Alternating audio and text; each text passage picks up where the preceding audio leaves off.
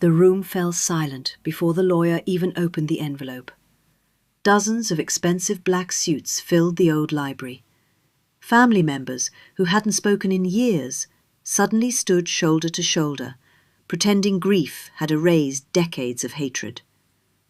A grandfather clock ticked loudly. No one looked at the portrait of the man whose funeral had ended less than an hour earlier. They were all staring at the lawyer. He adjusted his glasses, broke the wax seal, and calmly read the first line.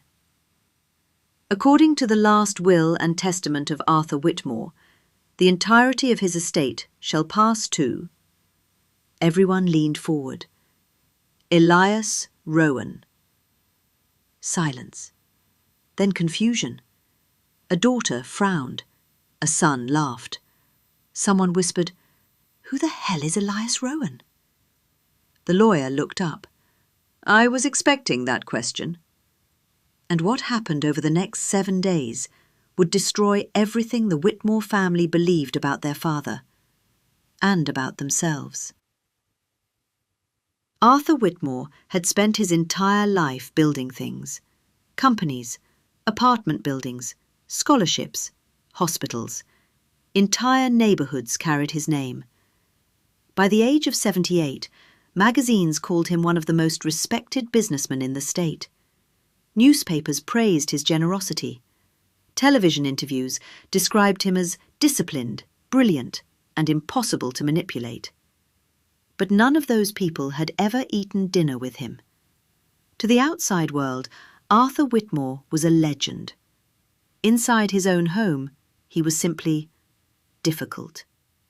He believed emotions distracted people from responsibility. Birthdays were forgotten. Compliments were rare.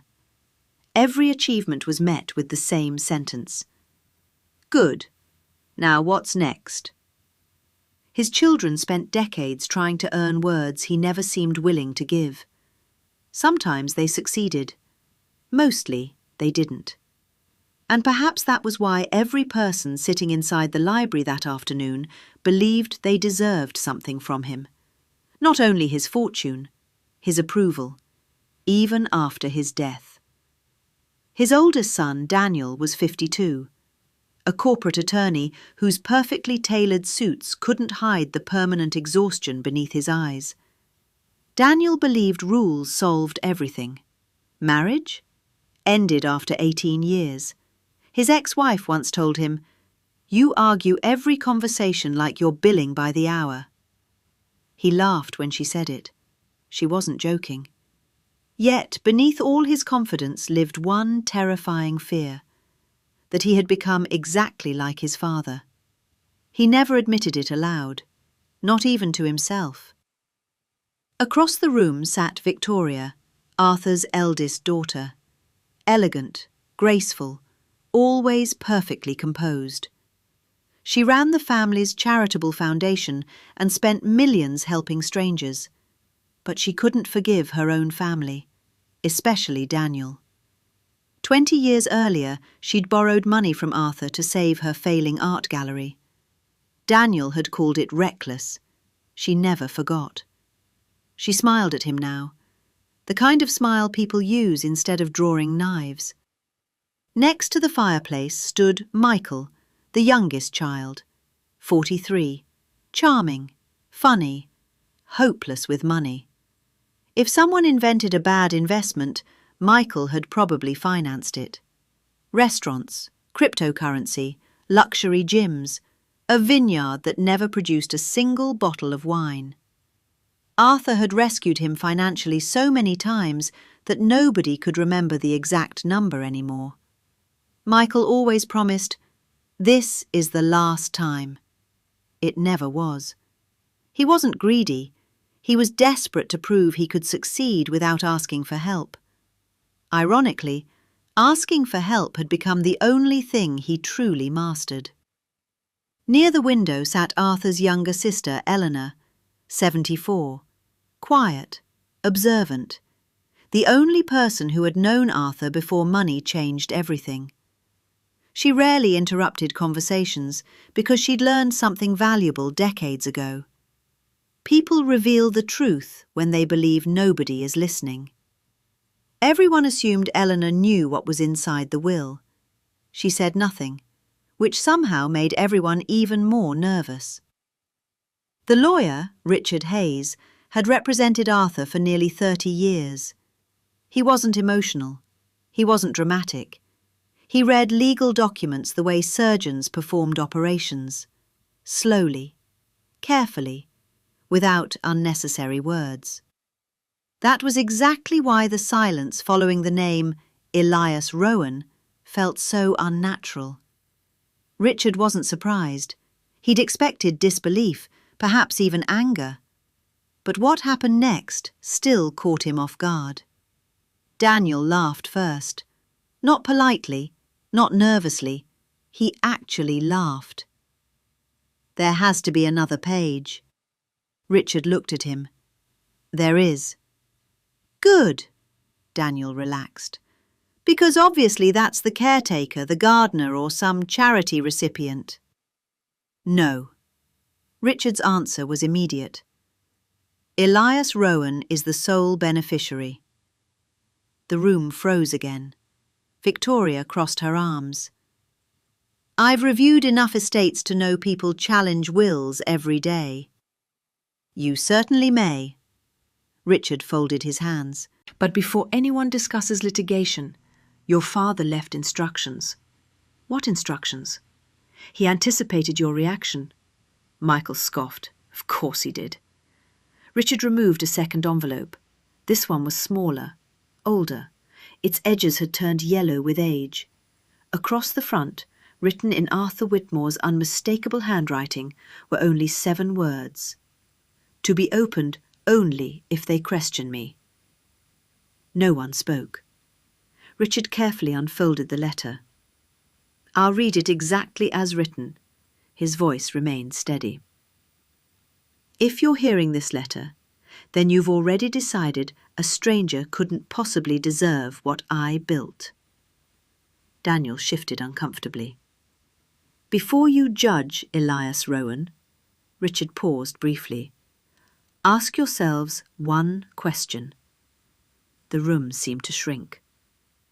"How much did any of you truly know about my life?" Silence. Nobody answered, because nobody could. Richard continued. "You believe you've spent decades beside me, but proximity is not the same as understanding." Victoria looked away.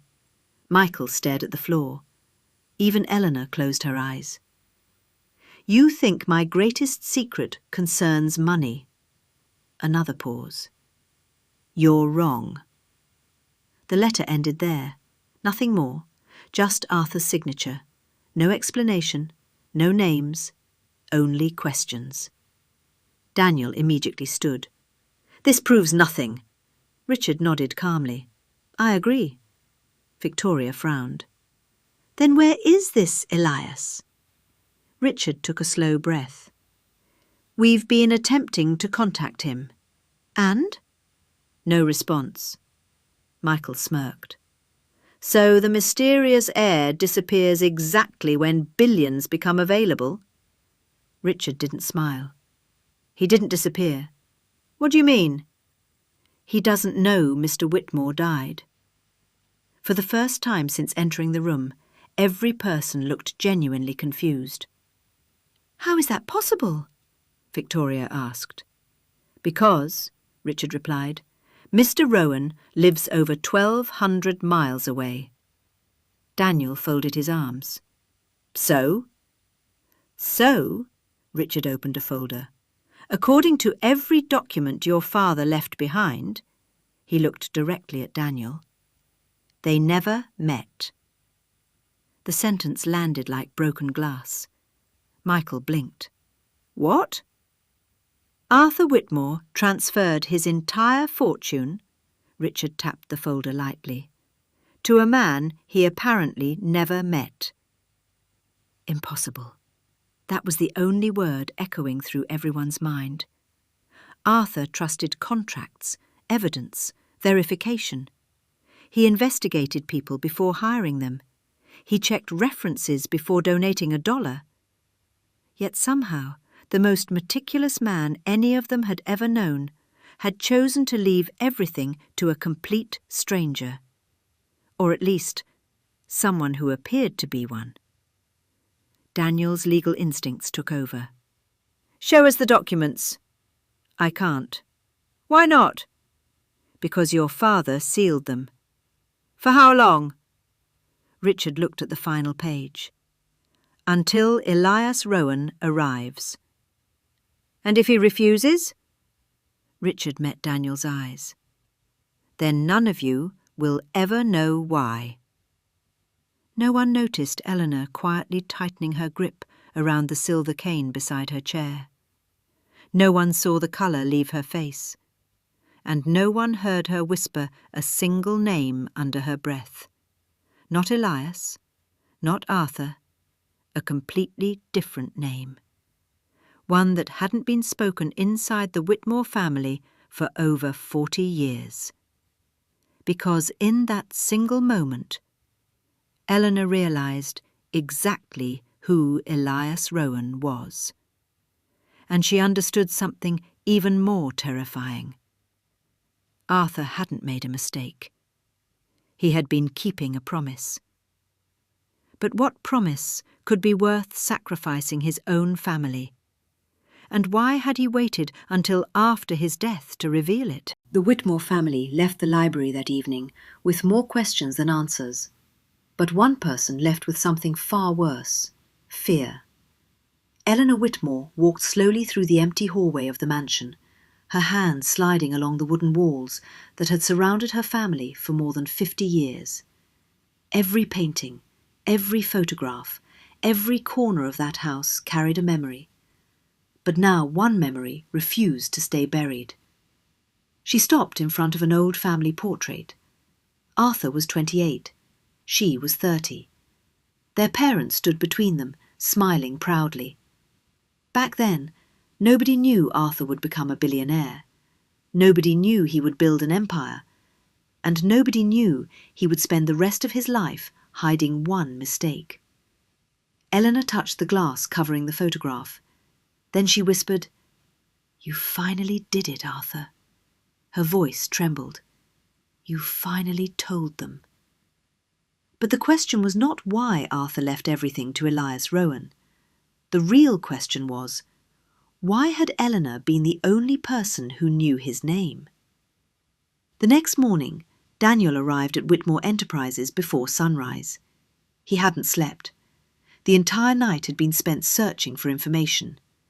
Elias Rowan, a name that didn't exist in any company records. No connection to Whitmore Enterprises, no social media history, no business relationship, nothing. And that bothered Daniel more than anything. People left traces. Everyone did. A bank account, a school record, a forgotten photograph, a mistake. But Elias Rowan seemed almost invisible. Daniel stared at his computer screen as another search result appeared. Nothing. He leaned back in his chair. "Who are you?" The question wasn't directed at the computer. It was directed at his father. Because Daniel knew Arthur better than anyone. Or at least, he believed he did. A knock interrupted his thoughts. His assistant entered. "Mr. Whitmore?" "What?"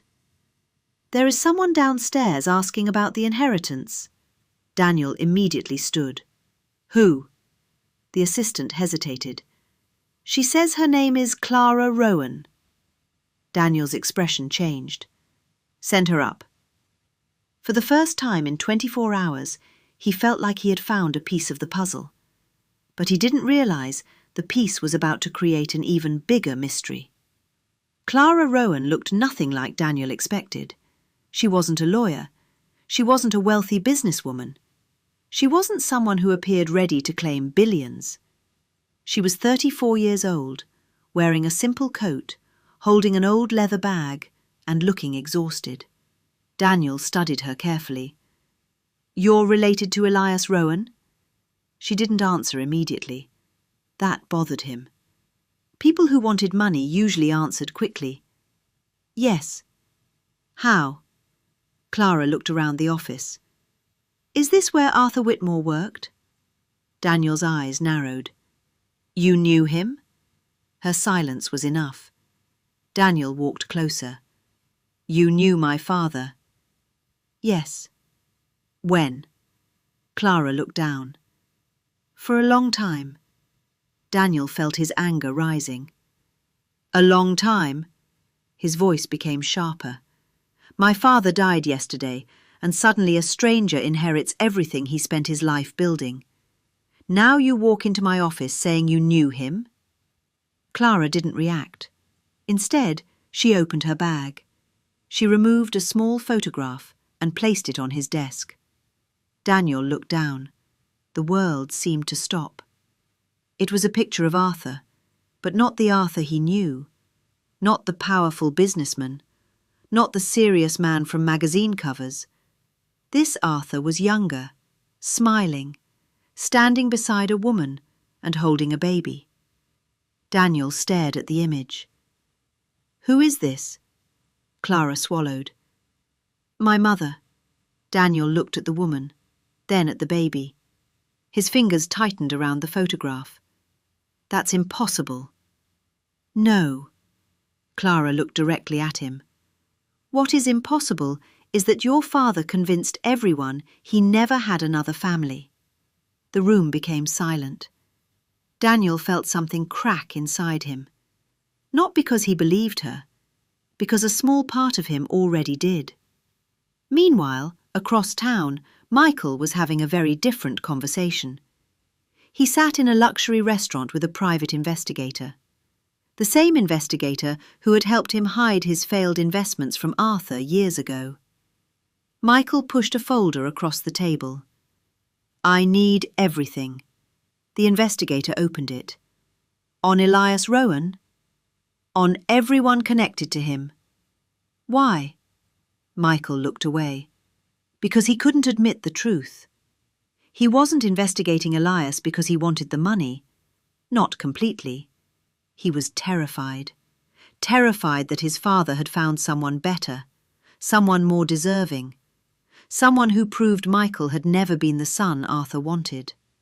The investigator noticed his expression. You think your father replaced you? Michael forced a laugh. Don't analyze me. I'm not. The investigator closed the folder. I'm just saying, people don't spend this much money searching for someone unless they're afraid of what they'll find. Michael didn't answer, because he knew exactly what he was afraid of. At the Whitmore mansion, Victoria searched through Arthur's private office.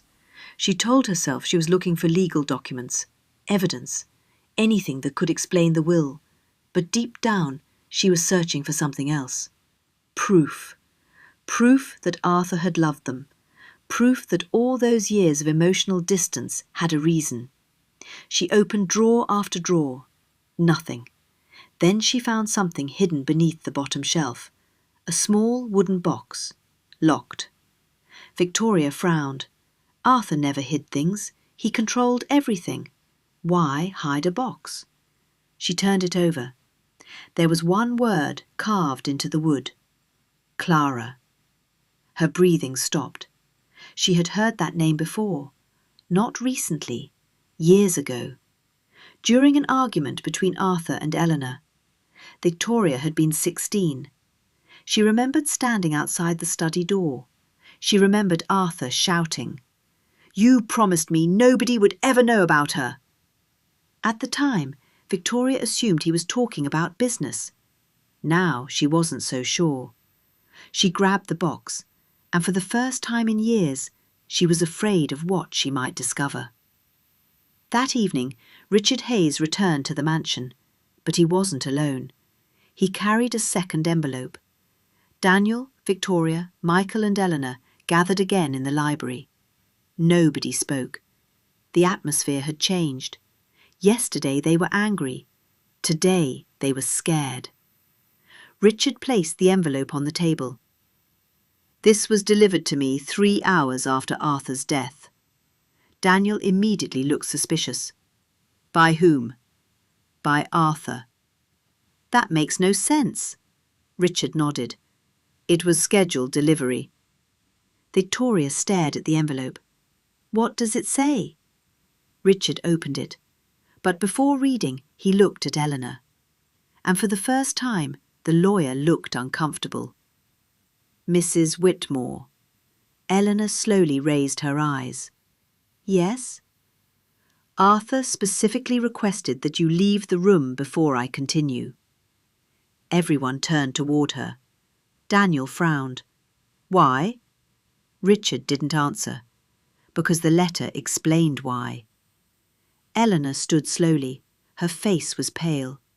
She looked at the people she had known their entire lives and finally admitted something she had hidden for decades. I think, her voice broke, I think your father knew this day would come. Victoria stepped forward. What day? Eleanor looked at the photograph Clara had left behind, then back at Arthur's children.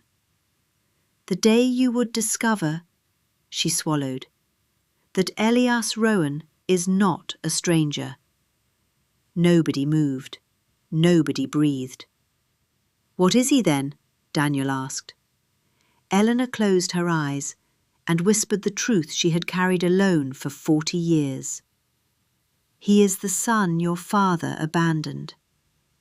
The words destroyed the room, but Eleanor wasn't finished, because there was one detail nobody knew, one detail even Clara didn't know, one detail that changed everything. Eleanor looked at Richard. Read the letter. Richard unfolded the paper, and the first sentence made everyone forget how to breathe. To my children, if you are hearing this, then you have already met the family member you were never told about. A pause. Then Richard continued. But before you hate me for what I did, he looked at them. You need to know the truth. The room waited. Elias Rowan is not my greatest secret. Richard's voice became quieter. He is the reason I survived. Nobody understood. Not yet. But they were about to learn that Elias Rowan was not just an abandoned son. He was connected to the darkest moment of Arthur Whitmore's life. A moment that someone in that room had spent decades trying to erase. And the person who knew the truth was standing right there. Richard Hayes continued reading, but nobody in the room looked at the lawyer anymore. They were all looking at Eleanor, the woman who had spent decades sitting beside them, eating at their table, celebrating their birthdays, watching them grow up, and hiding the biggest secret of their family. Daniel's voice was quiet. You knew. Eleanor didn't answer. That was the answer. Victoria stepped back, as if the truth had physically touched her. All these years, her voice shook. You knew my father had another child. Eleanor closed her eyes. I knew. Michael laughed once, but there was no humour in it. Unbelievable. He walked toward the window. Our entire family was built on lies. No. Eleanor finally spoke. Her voice was stronger now. Your family was built on a truth that nobody was brave enough to face. Daniel stared at her. That's not an explanation. No. Eleanor looked at him. It's a confession. The room became silent. Then Richard continued reading Arthur's letter. I know what you are thinking. You believe Elias is proof that I betrayed your mother, betrayed you, and lived another life behind your backs. Richard paused. You are partly right. The words shocked them. Even Eleanor looked down. I made mistakes. Mistakes that hurt people who loved me. But Elias was never a mistake. Daniel slowly sat down. For the first time in his life, he wasn't seeing his father as a businessman. He was seeing him as a person, a flawed one, and somehow that made it harder. 46 years earlier, Arthur Whitmore was not a billionaire. He was 32 years old, ambitious, poor, and desperate. Before the companies, before the mansion, before the reputation. There was a small engineering firm struggling to survive. Arthur spent 18-hour days trying to keep it alive. During that time, he met Clara Bennett. She was not wealthy. She was not connected. She was a photographer who believed ordinary moments were worth remembering. She was everything Arthur was not. Emotional, spontaneous, fearless. She once told him, "You plan your future so carefully that you forget to live your present." Arthur laughed because he thought she was wrong. Years later, he realized she was the only person who had ever understood him. They fell in love. But Arthur had a problem.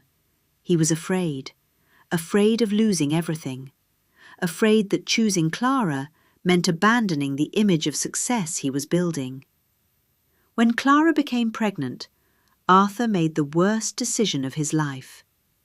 He chose his ambition. He left. But he didn't know the full truth. Clara wasn't asking him to abandon his dreams. She was asking him to be part of them.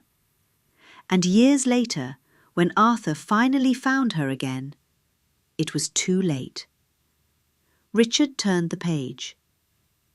"I spent my life building an empire because I thought success could erase my failures. It cannot."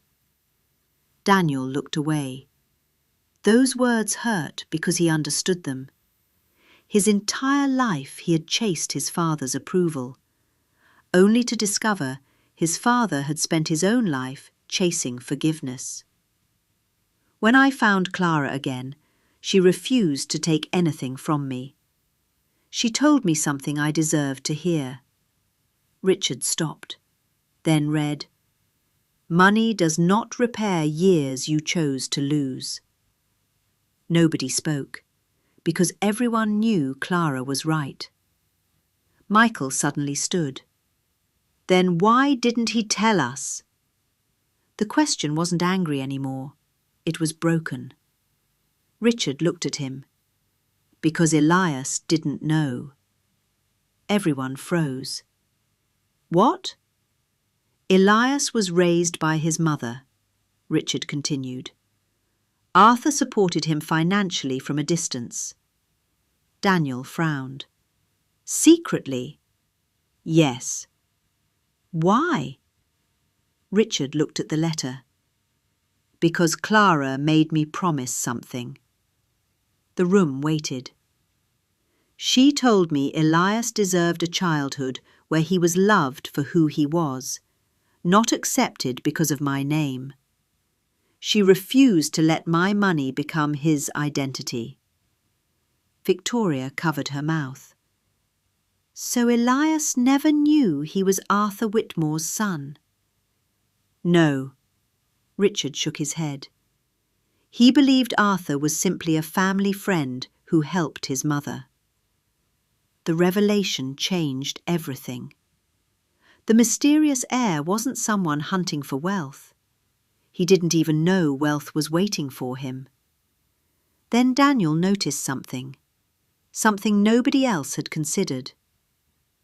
"If Elias didn't know," he looked at Richard, "why did my father leave everything to him?" Richard looked toward Eleanor. Because she knew. Finally she spoke. "Because Arthur discovered he was dying." Everyone listened. He wanted to fix the one thing he couldn't fix. Eleanor's voice became softer. "He didn't want Elias to inherit money." "Then what?" She looked at them. "He wanted him to inherit the truth." 3 days later, Elias Rowan arrived at the Whitmore mansion. Everyone expected someone different, someone arrogant, someone prepared. Instead, they saw a man carrying a worn backpack, 48 years old, quiet, a little uncomfortable. The first thing he said was, "I think there has been a mistake." Daniel stared at him. "You don't know who you are?" Elias gave a nervous smile. "I know exactly who I am." He looked around the mansion. "And that's why I'm confused." Richard stepped forward. "Elias." "No," he raised his hand. "Before anyone explains anything, I need to say something." Everyone stopped. "I almost didn't come." Nobody expected that. "Why?" Elias looked at the floor. "Because Arthur Whitmore was the man who helped my mother when she had nothing." He paused. "But he was never my father." The silence was painful. "I spent years wondering why a stranger cared about us." His voice cracked slightly. "Now I find out he was my father?" He shook his head. "I don't know how to feel about that." For the first time, Daniel saw something familiar. Elias had the same expression Arthur had whenever he didn't know how to express pain. The same silence, the same way of looking away, and that frightened him. Richard handed Elias the final envelope, Arthur's personal letter, the one only Elias could open. Elias hesitated, then unfolded it. Nobody heard the words. Nobody needed to. They watched his face change. Confusion, pain, anger, then something unexpected, forgiveness. After several minutes, Elias folded the letter. Daniel asked quietly, "What did he say?" Elias looked at Arthur's children.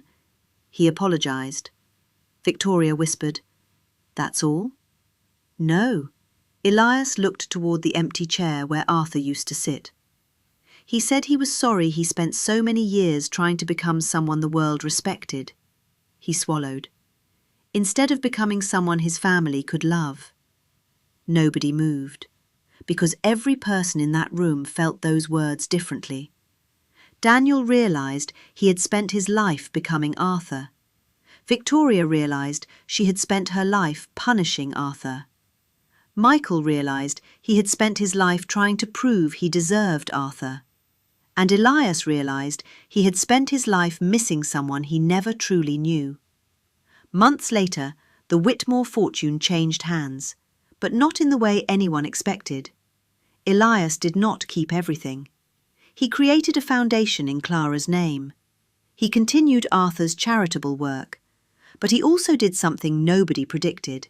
He invited Daniel, Victoria, and Michael to help, not because they were family, not because they deserved forgiveness, because they were all damaged by the same man, and because they all needed the same thing, a second chance. The Whitmore family never became perfect. Daniel still struggled to admit when he was wrong. Victoria still held on to old pain longer than she should. Michael still made impulsive decisions. Elias still wondered what life would have been like if Arthur had chosen differently. But they finally stopped pretending, and that changed everything. Years later, when people asked Elias what he thought about inheriting one of the largest fortunes in the country, he always gave the same answer. "I didn't inherit money." A pause. "I inherited a question." People always asked what question, and Elias always smiled. Whether someone can spend a lifetime making mistakes, he looked at a photograph of Arthur and Clara, and still find a way to do one thing right before it's too late. Because sometimes the greatest inheritance is not what someone leaves behind. It is the truth they were finally brave enough to reveal. What would you do if you discovered your entire family history had been built on a secret? Was Arthur Whitmore a selfish man who waited too long, or a flawed person who finally tried to make things right? Share your opinion in the comments.